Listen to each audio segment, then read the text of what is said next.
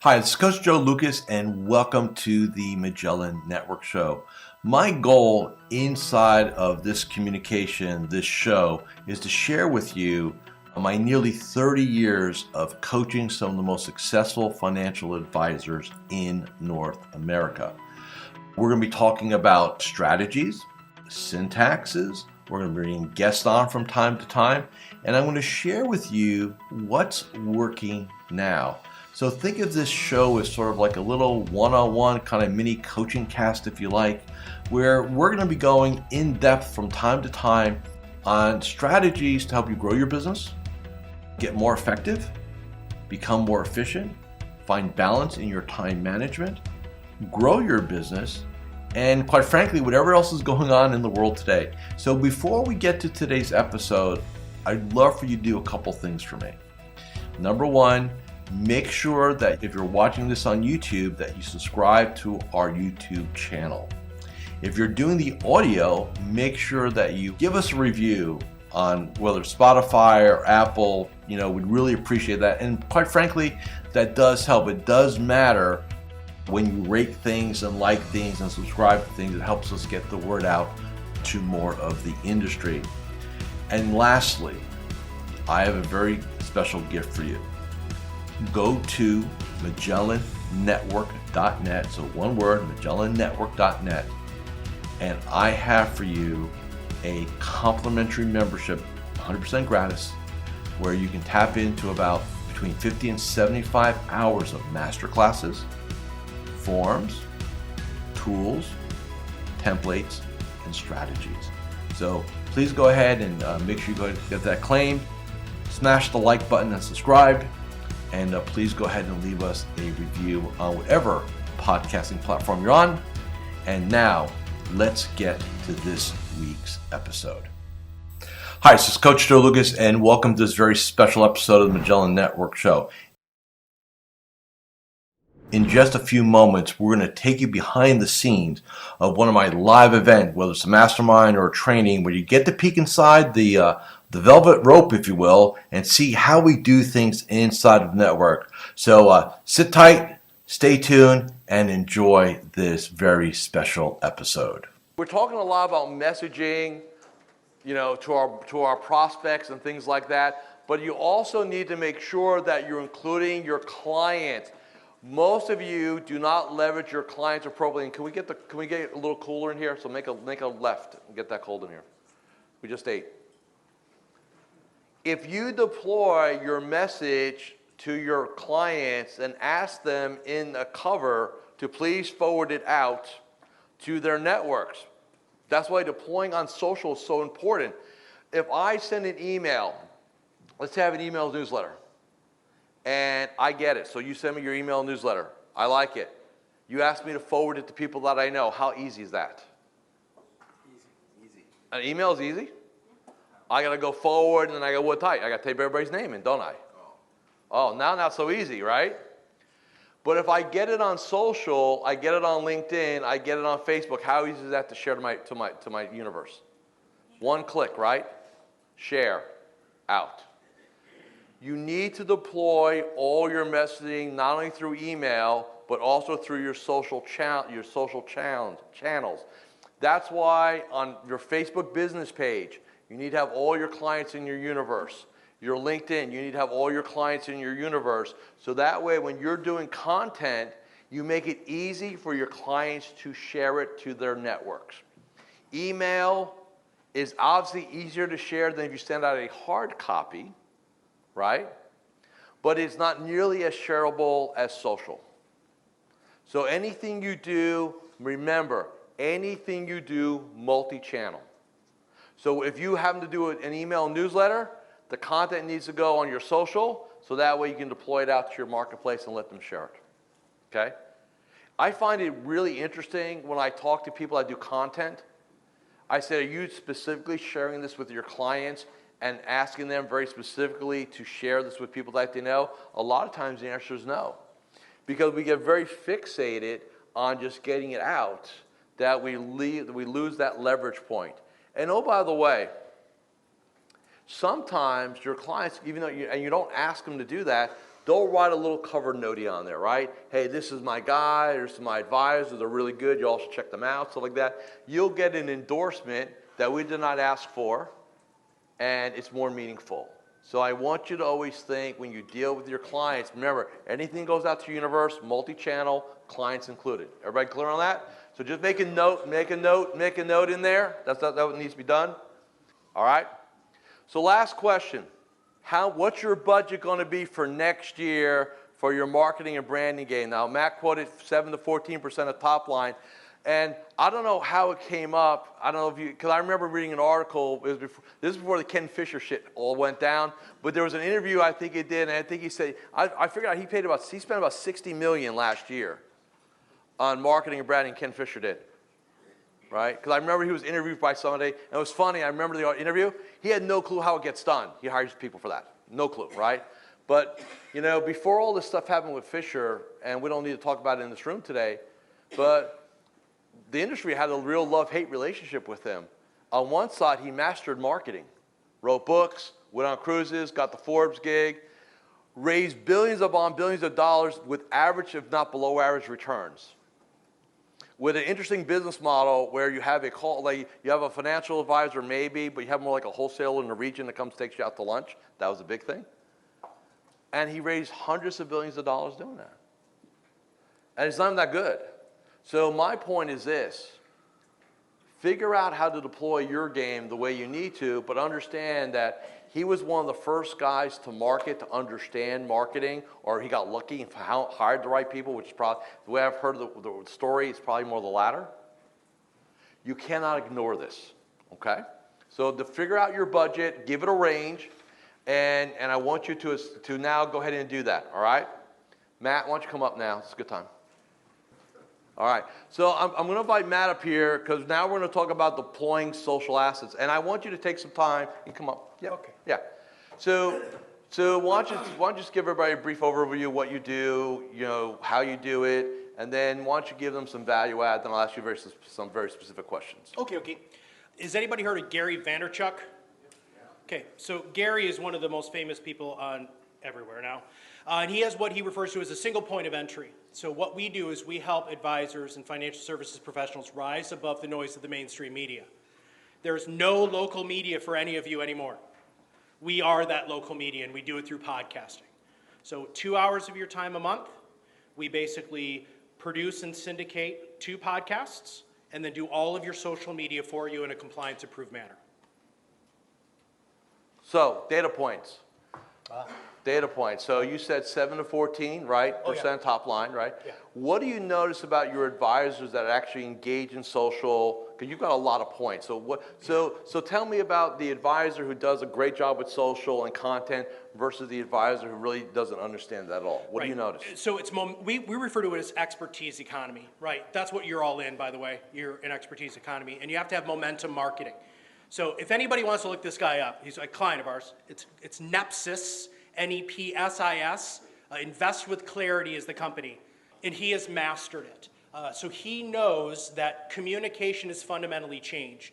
You have to communicate to your clients and prospects in the medium they prefer while they're there, right? Does that make sense? So email, some people like that. Some people like text messaging. Some people like Facebook, Instagram, Tinder. I don't know. But you have to be wherever your people are at the time. Oh, we have a question already. Can I answer? Go. What's your name? Hi, my name is Matt Halloran. So everybody should look me up on LinkedIn. If you want to look at a really good LinkedIn profile with an incredibly handsome guy, that's Joe. But if you want somebody substandard, that's me, Matt Halloran, Halloran. So, quick thing.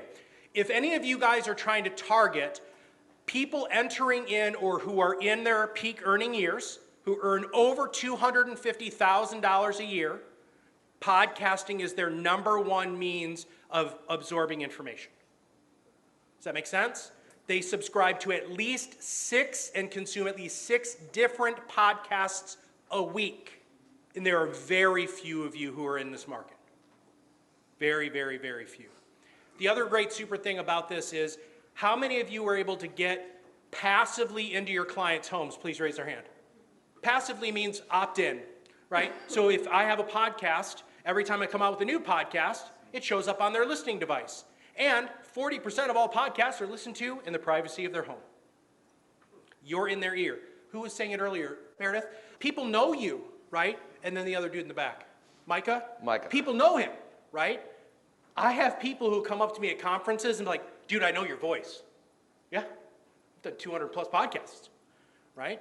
My sales process is nothing. If you listen to our podcast and you want to do podcasting, you already know who I am, you know what I do, you built a relationship with me, and I'm not even there. It's spooky and cool. But listen to what Matt said. There's a couple of words he said. I want you all to grasp this. Expert space. Meredith understands this. Totally. This is the game now that we're in, the personal brand / expert space. You have to create this expert game around you by showcasing your content and your personality in a convenient, meaningful manner. And I did my own KPIs, so we did accountability in M3 on Wednesday, and my podcast plays are double what my video plays are. And that tells me that people are consuming, advisors are consuming my content at a 2x multiple than my video content. Because just think about this for a second. Video's great. Problem is what? You shouldn't be looking at it while you're driving a car, operating heavy machinery, right? Probably hard to work out and watch a video without maybe killing yourself, right? But podcast, you can put it in there, throw it up, put it in your ears, go about your day, right? It's convenient for people. And like what Matt said, they studied, him and his partners studied the demographic. So if you want that demographic, that 250 income, top earning year type demographic, I think if you're not doing podcasting, you have a hole in your game. If you look at the next page I have there with those 4 boxes, what do we talk about? How do you deploy your video game? How are you going to deploy your audio? How are you going to deploy your text? How are you going to deploy your image and graphics, right? Remember, there's 4 modalities. Well, I have them there for a reason. 4, right? He's the expert at one of them, him and his team, right? Oh, no, we do all 4. Oh, we do all 4 now. Yeah. Oh, so tell me now. Okay, so we do all 4 because you're spot on, right? Go. So what we do is we take the podcast and turn it into an MP4. Nice. Which, there's your video. Because not to be mean, but very few of you are good on video. I'm just, that's just No, the you truth. can say they suck. That's okay. Okay, that's fine. Look at Joe's first video. By the way, your hair was awesome in that video. I appreciate too. that. Not anymore. Not anymore. Yeah, I know. I'm right there with you, bro. Well, comparatively speaking. Yes, yeah. So we do MP4, right? The other thing that we do is we create all of your social media posts, which includes images, right? So quote memes are the thing, right? And then you can take your podcast and share it with the summary that we create, because you have to have that from compliance. Correct. Which is the transcript, and you can either turn that into a blog or use that as your newsletter. We cover all 4 bases that Joe's talking about. Okay? Now, direct ROI, let's go ahead and go there very quickly. We have a 3-part system. And the 3-part system is not what you would normally think of. The first part of the system is your thought leadership in a can, right? So that's 6 to 12 podcasts of you and what makes you unique and different, okay? Phase 2 is what we refer to as our guest system. And this is how we've grown our business from 0 revenue 18 months ago to about 800,000 this year because we have guests on. So let's say you want to deepen a relationship with a CPA. Freaking interview the CPA. Follow our system, follow our questions, follow all of that. All of a sudden, you're going to start seeing a very direct ROI because that CPA is going to increase their referrals. Divorce attorneys, life coaches, estate planning attorneys, local business celebrities. The best podcasts that we have nothing to do with finance. Because you know what? Especially the markets. Dear God, if you talk about the markets on a podcast, you're wasting your time and money. Because where are they going to go to find out what's going on in the markets? Anybody? CNBC or UCNBC? No. But if you interview the local pit barbecue guy and talk to him about how great his freaking pit barbecue is, that pit barbecue guy is going to share it with everybody else, all of the other pit people. And if that's your target market, 1, you get good food, and secondly, you get a lot of traction. Hi, Coach Joe Lukacs here, and I'm just breaking here for a moment just to do a couple quick reminders. Number 1, make sure you subscribe to our YouTube channel or our podcast. In addition, please leave a comment or a review. Those things really, really matter. And share this episode with 3 of your colleagues inside the financial services space. And lastly, make sure that you go ahead and claim your free membership inside of Magellan Network. Now back to this week's episode. So for some of you guys have niches, like real strong niches, like Andy, I know you've got the pharma niche, right? Think about interviewing people that also serve pharma people, right? I mean, you see, some of you guys that deal with small business people, imagine interviewing business coaches, stuff like that, who deal with small business people. That person will go ahead and forward it out to the people that they know. That's how you grow and leverage a market. It's all about ego. And Joe, I can't believe how many times you used that word yesterday, but if you guys, he used the word ego a lot, and that's what we're playing off of. When you want to get in bed with the greatest trust and estates attorney in your town, you blow a bunch of you follow our system, you blow a bunch of sunshine.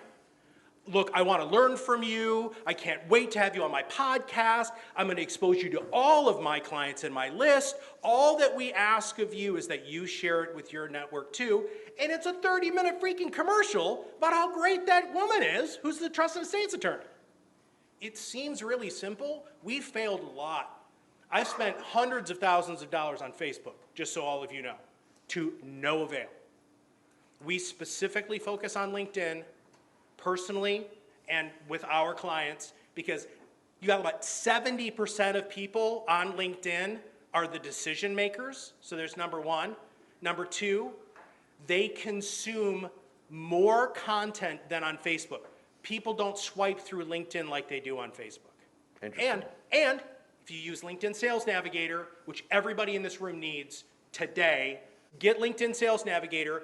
I get 100 leads in my inbox of my ideal client every week. That's good to know because I'm tired of my inbox with these LinkedIn guys promising. I get 5 invitations a day from LinkedIn marketing experts to help me grow my professional market. And it's all bots, right? They're all bots. And it's all not a nurture sequence. So what happens, I don't know how many of you guys have connected with somebody and all of a sudden 30 seconds later you get an email that's like, here's why I'm so great, and here's my podcast, and here's a link to my Calendly so you can schedule a free 30-minute consultation. No, you have to nurture them, build the relationship. We actually have a 3-email or a 6-email nurture sequence, so after you connect with me, then you will start getting progressively stronger asks, because I want to date before I'm just going to go right in for the close. Right. I can't believe one that you wanted me to come up because I've been sitting back and taking notes. I'm driving my team crazy on a Saturday because I'm like, ooh, talking point. Joe made me think about this. Right. I came here for the business planning. I didn't come here for this. So, but thank you for the opportunity.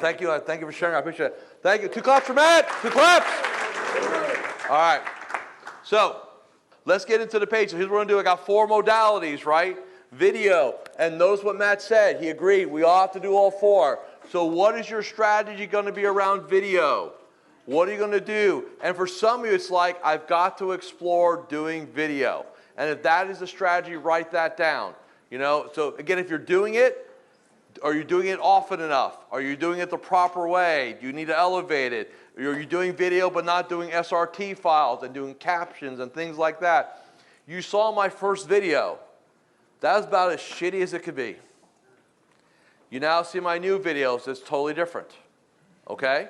So just make sure that you're always asking, how do I elevate my video? And like I said, for some of you, you have to just go ahead and explore that. I think Matt's got a great way of pulling it off. Next, audio.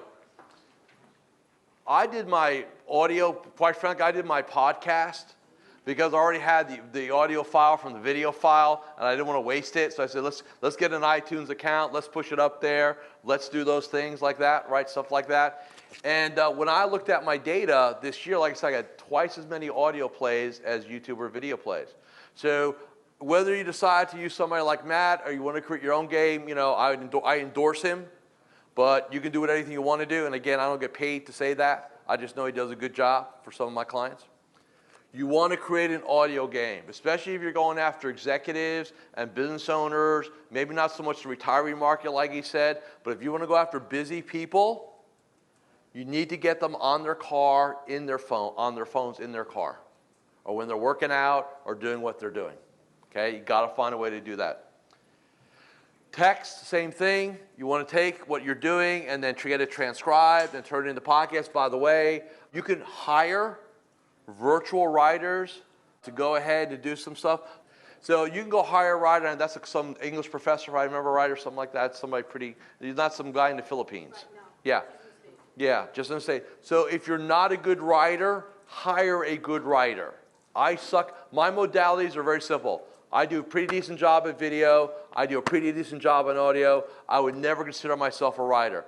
Find somebody, if you can't write, do not go take a writing class. Do not go back to school. Outsource it. Bring somebody in, okay? And then image. What's the old saying? A picture's worth 1,000 words, right? And to what Matt said, on your video, whether again, LinkedIn, Facebook, whatever you're doing, graphics, image, video, color, pop, no stock charts, all right? Ideally, what you're gonna be doing is you're gonna be creating this on a regular basis.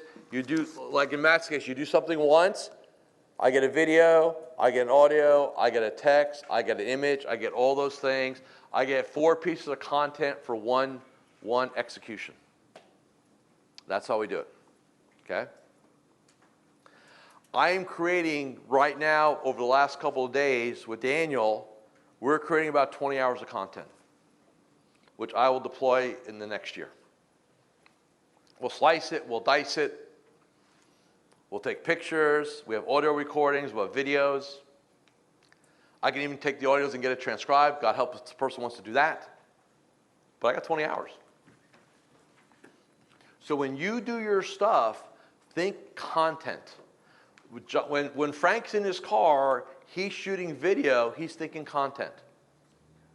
Always be thinking. So here's what I'm going to do. I'm going to give you guys 3 minutes to go through all 4 of these: video, audio, text, image. And I want you to come up with specific deliverables and a game plan. And if the game plan is to explore this or put a plan together because you're not ready to execute yet, you got to figure out how you're going to execute inside your compliance environment, then let's figure that out. But make that up, put that on the board. Thank you for watching or listening to this episode of the Magellan Network Show. Hey, if any of this resonated with you, I invite you to come to MagellanNetwork.net. And we have a powerful group coaching community of like-minded advisors. Come in for a trial. You and I will have a one-on-one conversation. Let's see if I can help elevate your game, both personally and professionally.